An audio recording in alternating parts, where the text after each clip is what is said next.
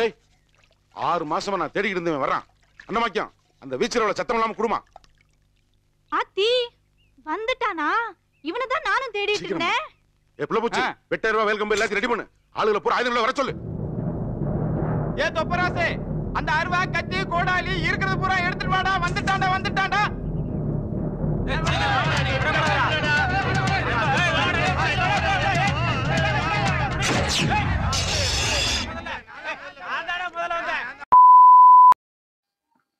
Hi சினிஃபல்ஸ் Siddharth Soundararajan. So தாக்கு மகாராஜ் இந்த படம் ரிலீஸ் ஆனப்பே வந்துட்டு நான் தியேட்டரில் பார்க்கல, ஓடிடி ரிலீஸ் ஆனதுக்கப்புறம் நான் பார்க்கவே இல்லை. அதுக்கான காரணம் என்னன்னா, ஆக்சுவலாக பாலையா மூவிஸ்னாலே வந்துட்டு ட்ரோல் செய்யப்பட்டு அந்த படம் வந்துட்டு நல்லா இருக்காதுங்கிற ஒரு மைண்ட் செட் எனக்கே வந்துருச்சு. அதுக்கான காரணமும் என்னங்கிறத நான் யோசிச்சிருக்கேன். ஏன் அவரோட படங்கள் மட்டும் நல்லா இருக்கிறது இல்லை அப்படிங்கிறத யோசிச்ச போது நிறையா நான் ரிவ்யூஸ் அண்ட் சில வீடியோஸ்லாம் பார்த்து விக்கிபீடியாவில் கொஞ்சம் தேடும் போது எனக்கு தெரிஞ்சது என்னன்னா, அவரோட படங்களோட கதை நல்லா இருக்கு, எல்லாமே சூப்பரா இருக்கு. பட் அவருக்குன்னு எழுதப்படுற சில சீன்ஸ் வந்துட்டு ஒர்க் அவுட் ஆகாம போறதுனால மொத்த படமே நல்லா இல்லாம போயிருது. முக்கியமா அவருடைய சாங்ஸ் வந்துட்டு கொஞ்சம் வல்கராவோ, அதுக்கப்புறம் வந்துட்டு காமெடி சீன்ஸ்ன்னு சொல்லிட்டு சில கிரிஞ்சாவோ, அப்புறம் ரொமான்ஸ் சீன்ஸ் சொல்லிட்டு அதுல காஜல் அகர்வாலை பார்த்து ஆன்டின்னு சொல்றது, இந்த மாதிரி சில சீன்ஸ் ஒர்க் அவுட் ஆகாம போறதுனால படம் மொத்தமாவே இதாகி போயிருது. அண்ட் ஆல்சோ ஆக்ஷன் சீக்வன்ஸுமே ஓவர் தி டாப்பா ரொம்ப ரொம்ப அதிகமா கிராவிட்டி எல்லாம் மதிக்காம அப்படிலாம் கொண்டு போறதுனாலயே படம் சொதப்பிடுது. பட் அந்த படம் எல்லாமே நல்ல கதைகளாக தான் இருக்கு. என்னுடைய ஃப்ரெண்ட்ஸும் சரி, இன்ஸ்டாகிராம்ல இருக்கிற ஃப்ரெண்ட்ஸும் சரி, மேக்ஸிமம் நிறைய பேர் வந்துட்டு நல்ல படம் தான் அவர் பண்றாருன்னு சொல்லிட்டே இருப்பாங்க. பட் இருந்தாலும் அது எடுக்கப்படுற விதங்கிறது ரொம்ப பயங்கரமா ரொம்ப ஓவர் தி டாப்பா இருக்கிறதுனாலே அந்த படங்கள் நல்லா தான் போயிடுது. அதனால நான் பாக்குறதுமே இல்லை. பட் இந்த தாக்கு மகாராஜ் படத்தோட சைடில் வந்தப்பல இருந்தே இந்த படத்துக்கு ஒரு சின்ன ஒரு ஹைப்புங்கிறது வந்துட்டு தமிழ்நாடு சைட்லயுமே இருந்துச்சு. நிறைய பேர் இந்த படத்தை எதிர்பார்த்துட்டு இருந்தாங்க. ரிலீஸ் ஆனதுக்கு அப்புறமும் கூட நல்லாவே ஓடிட்டு இருந்தது தமிழ்நாட்டிலையும் கூட, தெலுங்கு வெர்ஷன்லயே.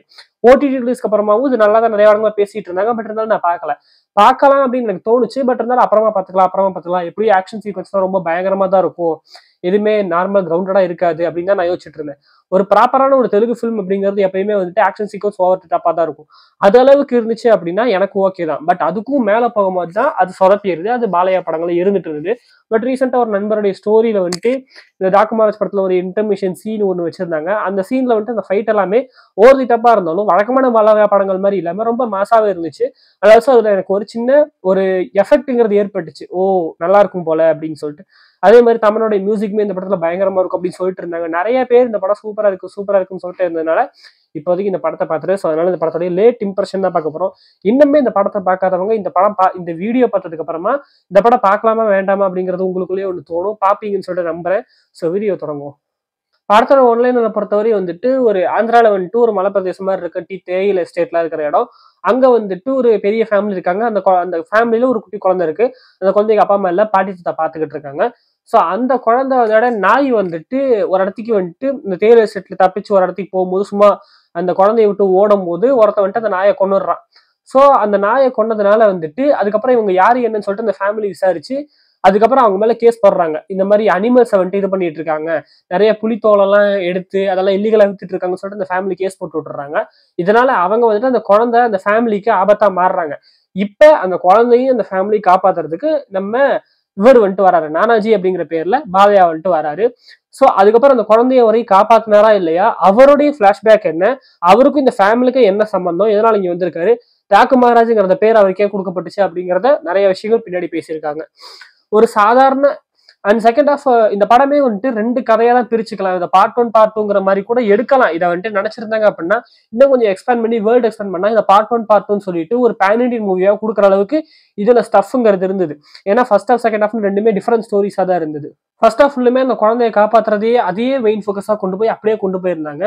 ஆனா இந்த சின்ன இடத்துல அவனுக்கும் அந்த அனிமல்ஸ் இது பண்றவங்களுக்கும் இந்த பாலையா கேரக்டருக்கும் நடக்கிற அந்த ஃபைட்டுங்கிறது எந்த அளவுக்கு வந்துட்டு பின்னாடி அவனுக்கு பின்னாடி ஆளு மேலன்னு சொல்லிட்டு பெரிய வில்லன் அளவுக்கு எந்த அளவுக்கு எக்ஸ்பெக்ட் ஆகுதுங்கிறத காமிச்சிருந்தாங்க. ஸோ அந்த மெயினான வில்லன் ஆல்ரெடி வந்துட்டு அவருக்கும் பாலையாவுக்கும் ஃபைட் இருக்கு. அந்த மெயின் வில்லனுக்கிட்ட இந்த பிரச்சனை எப்படி போகுது அப்படிங்கிறத செம்ம ஸ்கிரீன் பிளேல காமிச்சிருந்தாங்க.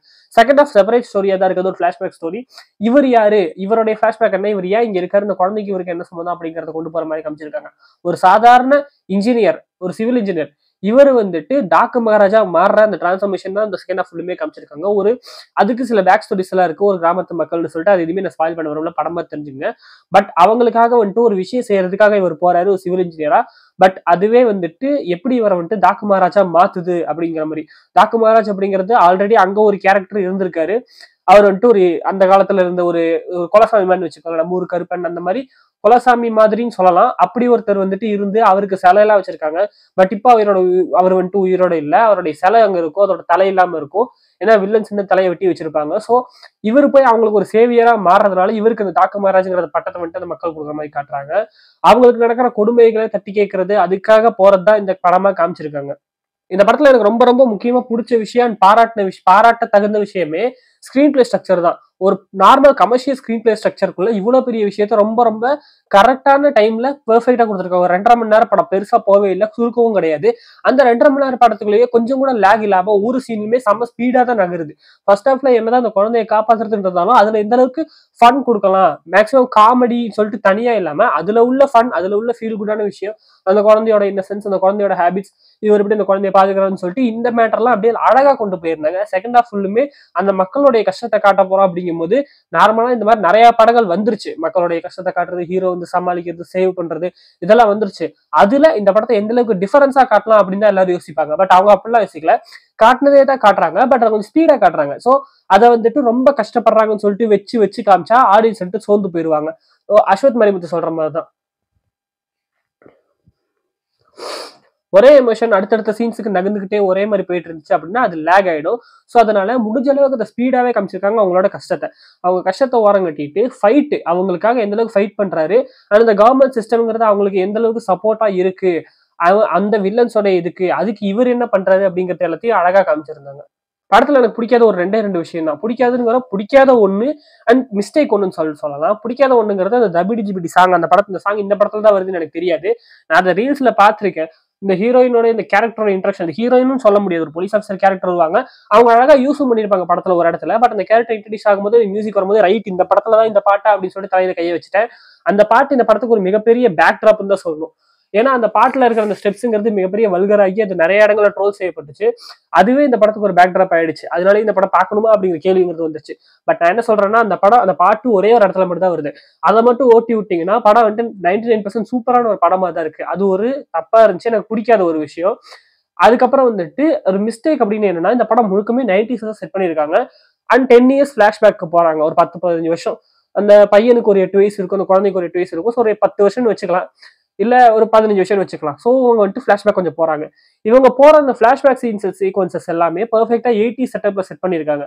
அவங்களோட ட்ரெஸ், அவங்க வாழ்ற விதம், அவங்க யூஸ் பண்ற கேஜெட்ஸ், ரேடியோ, டிவி, போடுற ட்ரெஸ்ன்னு சொல்லிட்டு எல்லாமே பெர்ஃபெக்டா இருக்கு. பட் 90s காலகட்டம்னு ஒன்று காட்டுறாங்கல்ல, ஃபர்ஸ்ட் ஹாஃப்ல காட்டுற அந்த 90s காலகட்டங்கிறது பக்கா 90s மாதிரியே காமிச்சிருக்காங்க.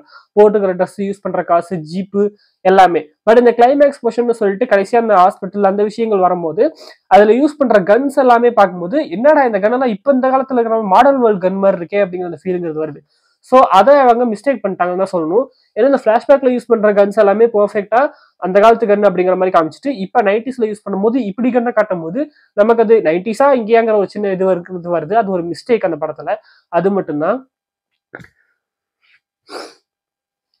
மற்றபடி இந்த படத்துல வந்துட்டு மியூசிக்கை பொறுத்தவரை நம்ம தமிழ் வந்துட்டு பிரிச்சிட்டாருன்னு தான் சொல்லணும். பயங்கரமா இருந்தது, உண்மையிலேயே பயங்கரமா இருந்தது. அண்ட் முக்கியமா அதை முடிஞ்ச அளவுக்கு கிரவுண்டடா காமிச்சிருந்தாங்க. ரொம்ப ஹையுக்கும் கொண்டு போய் ஆஹா இவன் தான்டா அப்படிங்கிற மாதிரி இங்காட்டுல இல்ல, ரொம்ப லோவாவும் இல்லாம பெர்ஃபெக்டா மீட்டர் இருந்துச்சு. மியூசிக்கும் சரி, ஆக்ஷன் சீக்வன்ஸும் சரி, ஓவர் தி டாப் தான். பட் அது ரொம்ப இதா போகல.